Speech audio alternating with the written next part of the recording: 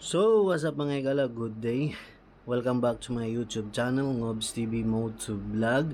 So, for today's video mga higala, ay i-unbox natin itong kakarating lang na parcel galing Shopee. Ito ay top box mga higala. So, hindi ko pa nakikita itong laman nito mga higala, no? Kung ano talaga to. Kung tama ba yung in-order ko o tama ba yung dineliver nila sa akin mga higala. So as you can see, mayroon tayong bracket, ayan, tapos may nuts and bolts, tapos ito yung pantapal natin dito mga higala sa ating bracket sa likod. Ayan, okay. So kung nagtatanong kayo bakit iba yung bracket na ginamit ko, kasi ayaw ko nung mga bracket na nabibili sa yung sa Shopee o kahit sa ano. Gusto ko talaga yung hindi natatanggalin itong grab holder mga higala. Yan. So as you can see, may mga butas-butas na. So ayan din, may mga butas-butas na rin.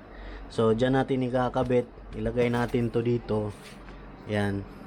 Tapos yung bracket niya. Yan. So pinagawa ko to mga higala, no, matagal na to. Yan, so pininturuhan ko lang ng kulay ng itim. So ngayon i-unbox na natin itong mga higala.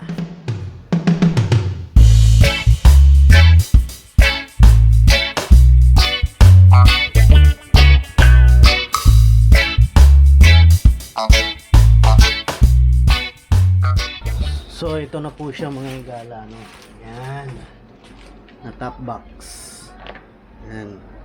Tsaka plastic siya mga higala, no. Plastic siya. Solid siya na plastic. So okay na rin siya gamitin pang long ride. Yan.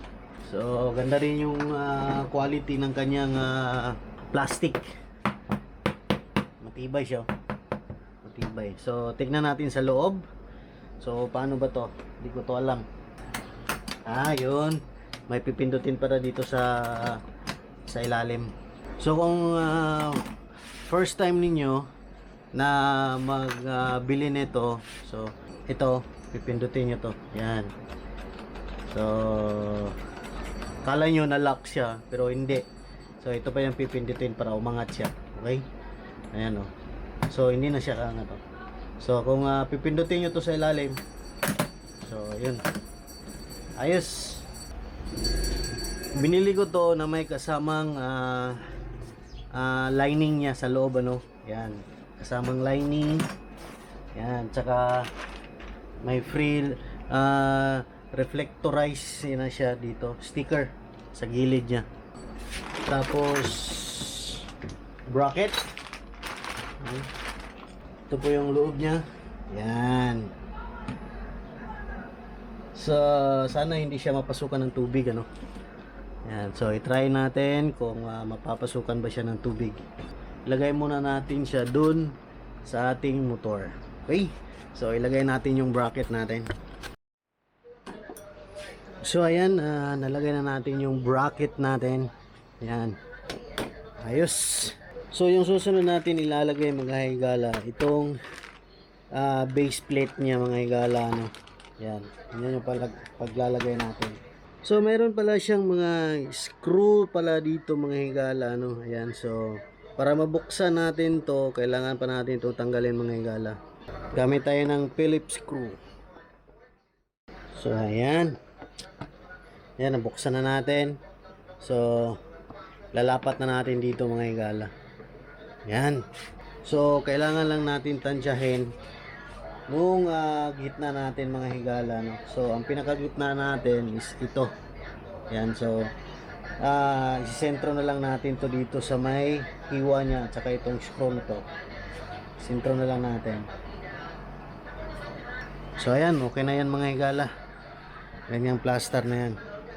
Try muna natin kung yung upuan, kung hindi ba siya matatamaan. Masyadong malayo. So meron din siyang mga kasamang bolts and nuts yung mga higala, no. Yan, ito. So ayos. So pag bumili kayo nito, kasama na siya mga higala. So ikabit na natin. So nagtataka ako kung bakit merong ganito square. So trinay ko pala, makakapasok pala siya dito. So, ito yung pala magiging washer niya mga higala, no? Yan. So, ayos din. Napakaganda mga higala. Yan. So, ilalagay ko yung link ng Shopee dito sa my description. So, kung magustuhan nyo itong video na to mga higala at saka yung product, i-click nyo na lang yung link para makabili kayo mga higala. At saka ito rin, ito, ayan, mukhang sa ilalim yata to ilalagay mga higala, no? Hindi ko alam kung ganun ba o pag ganun yung pagkakalagay. So, alamin muna natin. So, siguro ganyan siguro yan. Hindi siguro ganito. Or kahit saan siguro dyan. Basta ang importante, makabit lang natin to. So, sa tingin ko ganito yata. Ganito yata yan. Ganito. Ganyan. Pagkakalagay dito sa ilalim. Ganyan yung pagkakalagay ko mga higala, no? So, apat lang yung libre niyang Allen bolts. Yan. Yan, apat lang. Tapos, naglagay na lang ako ng isa. So, kasi may savings naman ako. So, supposedly, apat lang sila. Pero, pangit naman kung dito, hindi natin to ilalagyan dito, no? So, baka sigurong maalog siya. So, kailangan kong limahin. Yan, so ganyan yung pagkakalagay ko mga higala. Okay?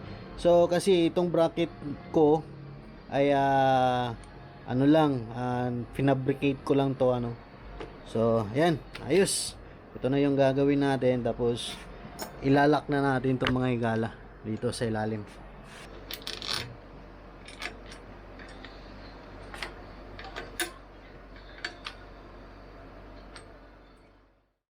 So ayan mga higala, nakabit na natin yung ating base plate at saka yung ating bracket. Ayan, may kalawang pa. Kinakalawang pa yung bolt natin. So okay lang yan. So ayan, matibay naman. Ayan, napakatibay. So yung top box natin, ito. So napakagaan mga higala, no? Masyadong magaan. Siguro nasa mga 1 kilo mahigit lang siguro to. Or dalawa, ganun. So magaan lang siya, magaan. Hindi siya mabigat katulad ng mga alloy. Plastic lang kasi siya mga higala, eh. So magaan siya. So ayan, kabit na natin dito.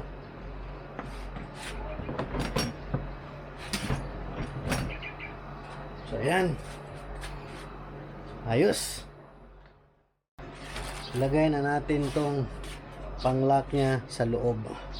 Dito yan mga higala, ilalagay. Yan. Dito. So, lagay natin yan, panglock.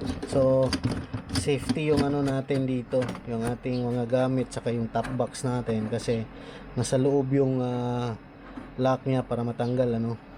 Sana hindi siya maingay, no, ito. Pag dumadaan sa malubak.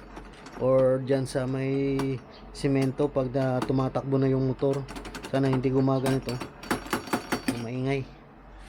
Okay. Pero itatry din natin yan. Magbibigay tayo ng feedback sa inyo mga higala. So ilagay natin yung ating lining. Yan yung lining natin. Ito. Lagay natin to.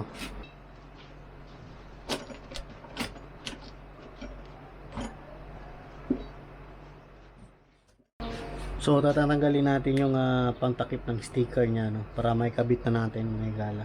Para hindi siya mabilis na matanggal tong ating lining.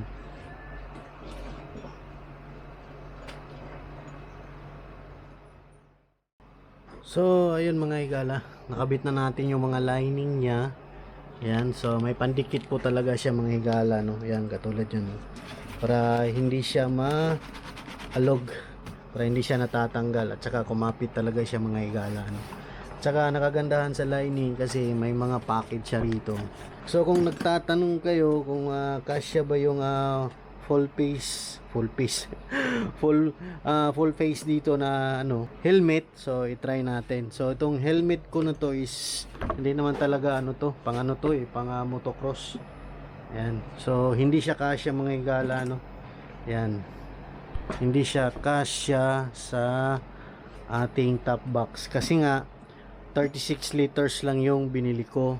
Kasi pag 45 liters masyado nang malaki tignan yung top box kaysa motor natin. Kasi yung motor natin mga higala, ayan, kung nakikita nyo, ayan si Mio, maliit lang yung motor natin, ano. So pag 45 liters yung nilagay ko dito, napakabalki na tignan mga higala, no? Ang pangit.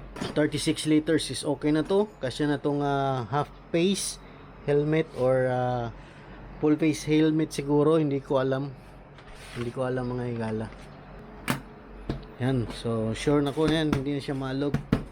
Yan, matibay naman siya, plastic. Maganda yung quality niya. So i-try natin yung susi kung gumagana ba siya. Yan, okay naman. Maganda siya, maganda tignan.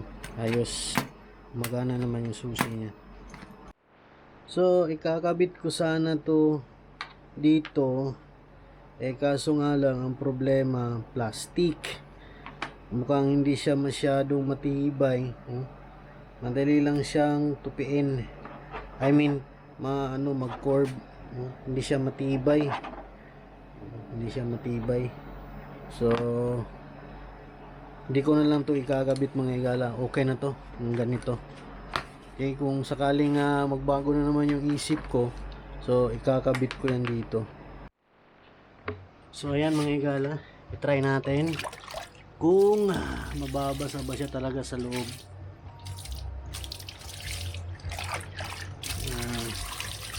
Mukhang hindi naman yata siya mabasa sa loob, ano.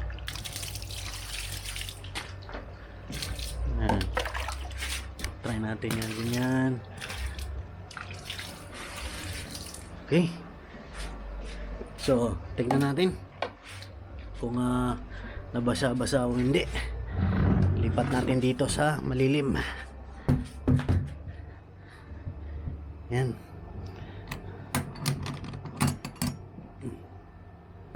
Tsereng. Yan, so wala siyang basa dito sa loob.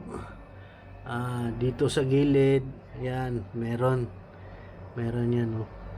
Meron siyang basa sa gilid mga higala. Yan. So dito rin sa loob nabasa siya. Siguro yung pag tapon na natin ng tubig is paangat, ano. Yan. So napasukan siya ng tubig. Pero kung sa ibabaw lang, hindi siya mapapasukan. Yan. So okay na yan mga higala. At least hindi siya napasukan dito sa loob. So ayos. So ayan po yung top box natin ng 36 liters. Ayan, so tamang-tama lang talaga siya sa Mio Sporty. Ayan, Mio Soul 125. Ayan, sa mga scooters na small cc, saktong-sakto lang talaga mga higala. Pag 45 liters, masyadong malaki na yon.